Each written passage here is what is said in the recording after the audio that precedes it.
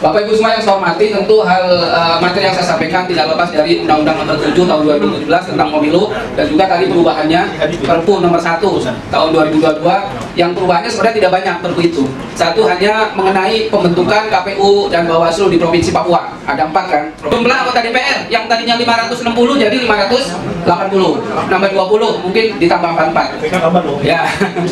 Kemudian ada lagi tadi yang terkait dengan Bawaslu pengawas TPS. Jadi pengawas TPS itu kan kemarin dipatok usianya 25, nggak boleh kurang. Susah Pak nyari pengawas TPS yang kerjanya cuma sebulan, ya, dan sangat berat seperti KPPS. Usia 25 itu susah. Kemarin kita di akhir ujung masih sekian banyak. Akhirnya kita lapor ke Spangpol. Lapor mana? Udah, sekarang PKK turunkan jadi pengawas TPS. Masih kurang juga. Udah, ibu-ibu yang mau jadi pengawas TPS, angkut, kita angkut lah. Jadi pengawas TPS dari posisi siapa saja yang mau. Jadi ini lucu nih, sudah dikasih snack, tapi jawabnya lemes. Kalau di pantun begini, jalan-jalan ke kantor camat. Jangan lupa membeli tomat. Kalau merasa umat Nabi Muhammad, jawab salam dengan kuat. Assalamualaikum warahmatullahi wabarakatuh. Pak Kasuban kasih lagi snack. Bapak Ibu yang saya hormati, pagi ini sengaja harus hadir menemani Pak Kasuban. Pertama, kami dari Pemda DKI sesungguhnya mau minta tolong Pak. Boleh Pak? Boleh. Karena gini tulisannya, peningkatan pemahaman undang-undang bidang politik di Jakarta ini. Kita sudah tour of duty ke 5 wilayah, memperlihatkan bahwa kita senang dengar lagu apa tuh? Pemilihan umum seluruh rakyat menyambut gembira demokrasi Pancasila, hikmah Indonesia merdeka. Jadi pemilu itu disambut gembira. Jangan dengerin hoax. Akhirnya takut menuju pemilu. Nah, saya bersama Pak Tupal monitoring ini. Kedua, biar diputus sama FPK, SPD saya jalan. Bagi dua sama yang bagi dua gitu loh. Pak, minta maaf saya harus suka berkelekar karena gini, undang-undang politik ini sesungguhnya mengambil 3 unsur. Pertama adalah bagaimana menggalakkan partisipasi masyarakat. Yang kedua, bagaimana orang pergi ke bilik suara di tahun 2024. Dan yang terakhir adalah kondisi ekonomi kita ke depan dalam rangka menyongsong ini. Pertama, boleh mulai Pak, kita ini kemarin pemilunya tahun 2.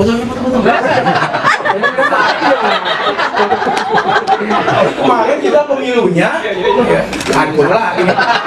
kemarin kita pemilunya masih 77% dari peserta pemilu ya Pak Kapil ya. Berapa tingkat partisipasinya? Dari 7,2 juta masyarakat Jakarta termasuk Jakarta. Lalu kalau demikian berapa yang tidak pergi ke bilik suara? Dari 7,2 juta itu dikali 23%. Sampai yang kuat matematiknya? 1,4 ya? 4 lebih 1,4. Jadi 1,5 juta orang tidak menusuk terus mengambil hak suara. Rugi bandar Pak. Pak KPU, Pak Bawaslu sudah teriak-teriak, ayo pergi ke, tapi 1,5 juta orang tidak ke bilik. Rugi bandar. Penyelenggara pemilu dalam undang-undang adalah pemerintah. Ini KPU dan Bawaslu IO. Jadi mereka yang bikin anggaran semua kita kasih. Tapi kan sayang 1,5 juta. Nah sekarang diprediksi 8,2 juta orang akan pergi ke bilik suara di seluruh provinsi. Kalau partisipasinya tetap di 77%, maka ada 1,6 orang tidak pergi ke bilik suara. Kasihan dulu. Oh, kan bangun. Makanya kita mau minta tolong kepada Bapak semua, Pak. Minta tolong, dorong warganya, tetangganya, pacarnya, mantan pacar lagi. Pergi ke bilik suara, bantu pemerintah. Kalau tidak banyak, sepi kita. Nah, apalagi ke depan ada kurang lebih berapa Pak? 20.000 TPS. Di kita banyak loh. Kalau kerjanya sampai ini bisa bagai klub, kita harus jaga kesehatan. Nah, itu nomor satu ya. Permohonan programnya adalah bantuin Pak PDKI. Tapi kalau tidak dibantu sendirian susah Pak. Maka wajah-wajah yang kira-kira mama-mama nih, Bu, tahan. Ini sangat. Tambah sedikit lagi. Biar panitia baru dibantah. Yang kedua nih Pak, kita ini punya 90.000 anak-anak yang sekarang umurnya kurang lebih 15 tahun. Nanti di 2024 umurnya sudah 7. Siapa tahu anak bapak, tetangga bapak, ingetin. Woi, besok pemilu daftar, jangan lupa. 90.000 itu asal. Pemilu ini untuk memimpin kepentingan nasional ke depan. Maka anak-anak yang 90.000 itu dikasih motivasi bahwa nanti ke depan kita memilih pemimpin yang mampu mendistribusikan kekuasaannya. Pertama, memberi kenikmatan lapangan pekerjaan. Kedua, ibu-ibu yang terutama, Bu, Pak suka ngeluh, apalagi kalau suaminya pelit. Kasih 100.000 minta makan yang enak. Benar nggak Bu? Kalau gitu beliin kalender aja Bu. Kita tahu hari-harinya. Ya Bu ya. Jadi tadi udah yang ketiga ini soal ekonomi. Jadi amanat undang-undang ini harus 30% perempuan di DPR tingkat daerah maupun di kayaknya nggak bakal anggota dewan nih. Jakarta, DKI Jakarta baru 21 orang di dewan, maka masih kurang 9 orang. Siapa tahu ibu-ibu ada utusan partai apa, pergi. Yang tahu kebutuhan perempuan adalah woi, bener nih yang butuh perempuan duit. Ya Bu ya, kebutuhan perempuan yang tahu orang sekarang bekerja. Dulu perempuan itu masih dianggap biasa. Sejak COVID itu, tulang rusuk itu bukan mau dibilang tulang rusuk ya, sekarang jadi tulang punggung. Kerja, dagang, itu bapak-bapaknya ngerokok di Samsung. Udah nggak ngasih duit, ngerokok di Samsung lagi. Jadi DPR kita mesti diisi oleh perempuan. Bu tahu nggak kebutuhan di Jakarta itu satu hari berapa banyak beras dikonsumsi, kemudian berapa banyak telur yang dihasilkan gitu. Bu tahu nggak sekarang zaman saya sama Pak Pasukan itu sama-sama ini, kalau makan telur kan satu dipotong, lebar baru dibagi-bagi. Tahu tuh Pak kita gede banget, tapi alhamdulillah gede juga. Iya, gede banget. Ibu kita semua bikin telur yang dipotong gitu. Nah sekarang saya mau tanya, telur yang dimakan anak kita untuk Indomie berapa sih? Telurnya berapa tuh? Ini apa lagi kalau telur 2 ya?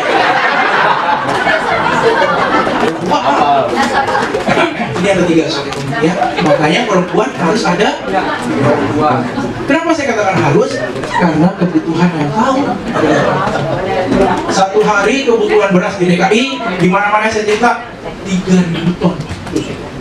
Banyak apa sedikit? Tahu nggak dapetnya dari mana? Impor kiri. Dari Kerawang sama itu kecil. Iya, buat apa Pak? Jadi gimana? Jadi kita usul mencari beras sampai ke kampung bapak itu. Bukan Vietnam terus profesi. Malaysia Pak, nyari beras sampai untuk bisa masuk ke Jakarta yang satu hari 3.000. Jadi food station itu harus punya cadangan 30.000 ton untuk sebulan. Telur, nah kita ngomong soal inflasi. Ibu-ibu tahu nggak inflasi apa Bu? Pak, ada tahu inflasi Pak? Ini Pak, inflasi digambarkan sebagai gini. Antara nilai nominal dan nilai real berbeda. Yang ini nilai nominal dengan nilai real berbeda. Contohnya gini. Waktu ibu punya uang 10.000 rupiah 3 bulan yang lalu, di bulan Juni atau di bulan September, masih bisa dapat setengah kilo telur, betul? Betul? Sekarang ibu dikasih 10.000, ibu dapat berapa telur? Kalau 1 kilo itu, kalau saya masuk ke pasar tuh 1 kilo telur yang kecil-kecil bisa 20 ya. Nah, kalau yang besar 16. Jadi kalau 1/2 kilo bisa 8. Nah, kalau seperempat tinggal 4. Itu yang kita sebut inflasi. Tulisannya masih 10.000, tapi kita memperolehnya berkurang dari harga inflasi ya Bu ya. Nah, ini yang harus kita maka di Kesbank itu suka ada nulis beras IR, ini siapa itu Bapak Subhan, beras pemilu yang kedua ini harus disambut gembira dengan melihat kondisi ekonomi yang kata orang pintar akan kita nggak boleh pesimis ya, semangat terus, ewah gitu ya. Jadi yang paling menarik kita harus ya Indonesia. Saya lihat nih lulus ke sini sekali lagi bantuin Pemda DKI boleh? Terima kasih. Wassalamualaikum warahmatullahi wabarakatuh. Selalu kita panjatkan kehadirat Allah Subhanahu wa Ta'ala. Selawat serta salam selalu kita curahkan kepada junjungan kita Nabi besar Muhammad SAW. Salam sejahtera, salam kebajikan, Om Swastiastu. Selamat berjumpa, selamat bertemu kepada rekan-rekan semuanya di sebelah kanan saya ini. Kebetulan mungkin masih jarang ketemu saya. Perkenalkan, nama saya Raden Mas Jamaluddin, Pak. Persiapan siapa tahu tanya calon gubernur. Jadi nama saya Jamaluddin, 9 huruf. Dapil 6. Asal saya dari Dapil 6. Nomor 10. Nomor 10. Ada yang apa? Tangga tidak tahu Bang Buaya. Tidak pernah ketemu. Baik Bapak-bapak dan Ibu-ibu, alhamdulillah pada siang hari yang cerah ini saya diberikan waktu dan kesempatan menjadi pembicara apa narasumber ya? Narasumber. Padahal saya juga merasa saya ini kurang pantas jadi narasumber nih Pak. Mantap. Karena saya kan S4, di sini kan jarang yang S4. STL semua Pak. Ya, jadi SD, SMP, SMA, sama sedikit pernah kuliah, jadi S4 Pak. Kalau bapak-bapak kan di sini banyak yang S2 nih, S3 gitu ya Pak. Tapi saya mencoba memaparkan sedikit banyak yang saya ketahui tentang tadi yang saya baca, yaitu peran DPRD dalam menyelenggarakan dalam mendukung pemerintah daerah menyelenggarakan pemerintahan. Baik, DPRD itu kan kepanjangan apa Pak, kepanjangan DPRD? Dewan Perwakilan Rakyat Daerah. Dewan Perwakilan Rakyat Daerah, bukan dapat sesuatu terus diam gitu ya Pak ya. Baik, walaupun saya juga kadang-kadang asal udah dapat saya diem Pak. Takut ada yang minta. Baik, DPRD, Dewan Perwakilan Rakyat Daerah, yang kaitannya dengan penyelenggaraan pemerintahan di daerah, khususnya di DKI Jakarta. Seperti yang kita ketahui, DPRD DKI Jakarta itu terbagi menjadi 5 komisi. Ada komisi A, pemerintahan; komisi B itu membawahi BUMD dan lain-lain; komisi C tentang anggaran; komisi D tentang pembangunan kayak saluran, jembatan, jalan, pembebasan lahan, itu biasanya banyak di komisi D. Dan yang terakhir itu komisi E, komisi KESRA, kesejahteraan rakyat. Ada rumah sakit, sekolahan, BPJS, KJP, itu adanya di komisi E. Nah, masing-masing komisi ini mempunyai unit-unit kerja yang kaitannya dengan tadi tuh, dengan apa namanya, peran DPRD dalam menyelenggarakan pemerintah di daerah, maksudnya mengawasi penyelenggaraan pemerintah khususnya di DKI. DPRD saya sendiri di komisi A itu komisi pemerintahan. Sebuah di antara SKPD-nya adalah ini nih, Kesbangpol, Kesatuan Bangsaan dan Pol. Harus dapat Pol ya Pak ya. Kalau nggak Pol itu nggak Pol berarti. Itu komisi 5%. Jadi Kesbangpol, jadi itulah yang dibilang ini salah satunya, yaitu kegiatan yang harus dilakukan oleh Kesbangpol, melakukan penyebarluasan aturan-aturan mengenai perpolitikan. Ada juga ormas-ormas, ini kan di bawah pembinaan Kesbangpol. Ini di komisi A. Jadi peran serta DPRD itu melalui pembagian komisi yang nanti di dalam komisi akan mencakup SKPD dan unit-unit terkait. Jadi kalau secara keseluruhan kita tidak akan mampu, makanya dibagi-bagi. Jadi komisi A pemerintahan mengawasi, ada dari tingkat RT, RW, lurah, camat, wali kota sampai di internal kegubernuran, sekretaris daerah itu ada di komisi A. Nah kalau komisi B ini usaha-usaha BUMD, kayak misalkan ibu tahu Ancol, udah pernah masuk ke Ancol? Tahu Dupan? Kalau Dupan mahal, ke Ancol aja yang lebih murah, karena dia cuma ngeliatin laut doang. Ya, 25 ya Pak, 25.000 masuk ke Ancol. Kalau mau murah Pak, ada BUMD di Rawabambon Pak, gratis. Ada ke Rawabambon, Bapak mau mancing setahun nggak bayar. Mau berendam di sono boleh Pak. Kalau di BKT bisa anyut Bang. Kalau di Rawa enggak, paling kelelep. Ya itu Rawabambon namanya. Ya. Ya itu di Rawabambon Bu. Nanti kalau habis lebaran kita pesta di setiap gitu Pak. Bapak datang aja. Kita kebetulan kurang peserta. Saya dipanggil Pak. Kurang peserta Pak. Nanti Bapak buat lomba ondel-ondel gimana?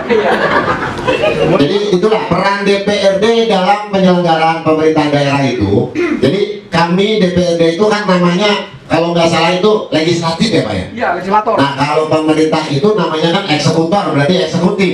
Ya. Nah jadi para penyelenggara pemerintahan diawasi oleh kami, legislatif gitu ya Pak ya.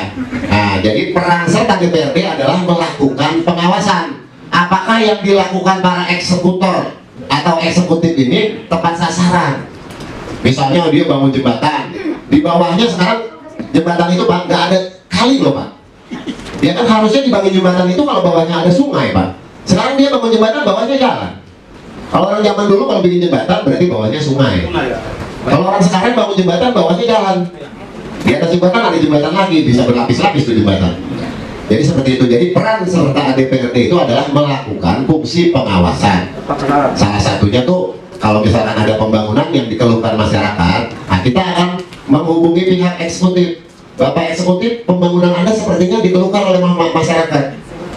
Apakah itu sudah tepat guna? Apakah itu sudah tepat sasaran? Nah, seperti itu. Saya rasa bapak-bapak di sini semuanya dari ibu-ibu sudah cukup sangat mengerti ya Pak? Insya Allah Pak. Ngerti apa bingung sih Pak? Mengerti juga nih. Saya aja yang ngomong bingung, saya ngomong apaan ini? Jangan Bapak, saya aja bingung. Itu Bang ngomong apa baru saja. Bapak-bapak dan ibu-ibu, sekali lagi bahwa peran serta DPRD itu dalam mengawasi kinerja para eksekutif atau pelaksana pemerintahan ini tidak mungkin lepas daripada peran serta masyarakat. Jadi masyarakat setiap hari ada di lokasi, mau lokasi mana aja masyarakat pasti ada. Nah DPRD ini ada 106 orang di DKI Jakarta mengawasi penduduk Jakarta yang lebih dari 10 juta. Tentunya DPRD ini juga perlu peran aktif dari masyarakat untuk memberikan informasi supaya kami sebagai anggota dewan dapat melakukan tugas pokok dan fungsi kami untuk mengawasi jalannya roda pemerintahan oleh eksekutif maksudnya. Saya rasa saya nggak berpanjang lebar Pak, kalau lama-lama nanti Bapak makin pada bingung Pak, atau ibu-ibu. Barangkali ada yang mau ditanyakan, saya buka boleh susah pertanyaan Pak ya? Boleh. Ada yang mau ditanyakan? Iya Pak, silakan Pak, awas kalau susah. Iya. Susah ya. Ya, catat. Pertanyaan kita gue lupa.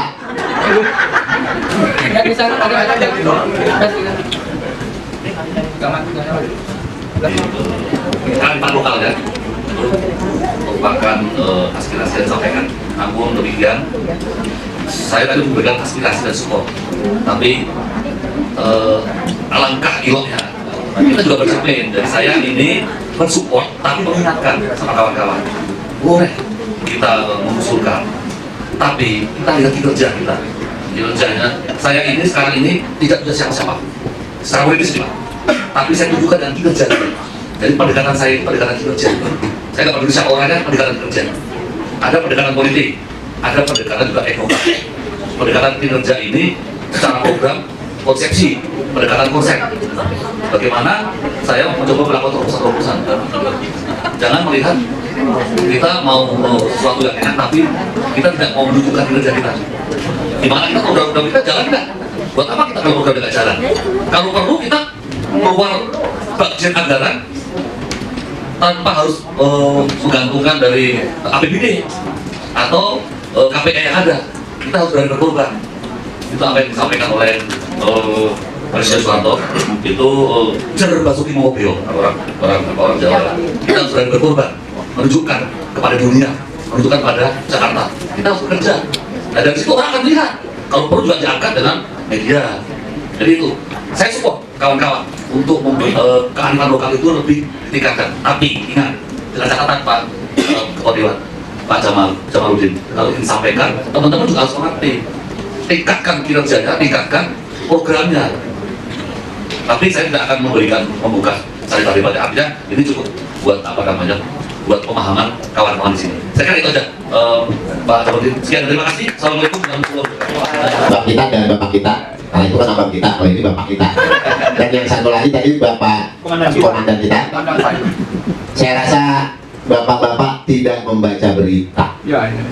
Saya dari awal 2020 itu selalu memperjuangkan kenaikan OP dari para kader RT RW, LMK, FKDM. Cuma memang bapak nggak sebut. Bukan dia lupa, karena kan tidak keseharian kita. Karena keberadaan bapak ini kan cuma di Kota Maja. Gitu. Tapi kan saya rasa apabila itu terangkat, bapak-bapak juga pasti kan ikut. Saya minta, bahkan kemarin itu kalau masalah beritanya ada, cari aja di situ bahwa saya minta kalau bisa itu di UMRK. Jadi mengikuti upah minimum regional. Karena apa? Saya berpandangan bahwa para kader LMK, FKDM, RT RW ini sebetulnya kerjanya lebih melelahkan daripada PNS itu sendiri. Ya karena kalau PNS ini kan mohon maaf ya Pak, dia ada tunjangan lain, ada TKD, ada lain-lain. Kalau bapak-bapak di LMK, FKDM, FPK, FKUB ini kan memang cuma uka-uka